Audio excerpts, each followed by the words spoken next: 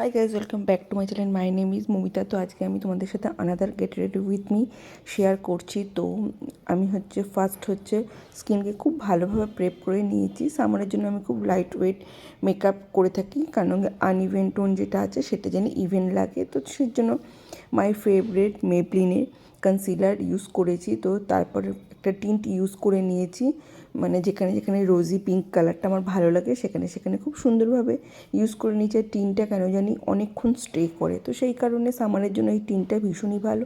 তারপর প্যাকের একটা বানানা ট্রান্সলুশন পাউডার দিয়ে সেট করে নিয়েছি। নেক্সট আইব্রোটা গ্যাপগুলো একটু আমি পাউডার ব্রোজ দিয়ে ফিল করে নিয়েছি অ্যান্ড নিউড লিপ কালার। তো এই তো পিঙ্কিশ নিউড লিপ কালার পরেছি। তার সঙ্গে আজকে ড্রেস পরে নিয়েছি denim skirt, pencil skirt and one shoulder একটা টপ। তো আমার ভীষণ ফেভারিট এই ডেনিম টপ। তো আমার স্কার্ট এমনিও ভীষণ ভালো লাগে।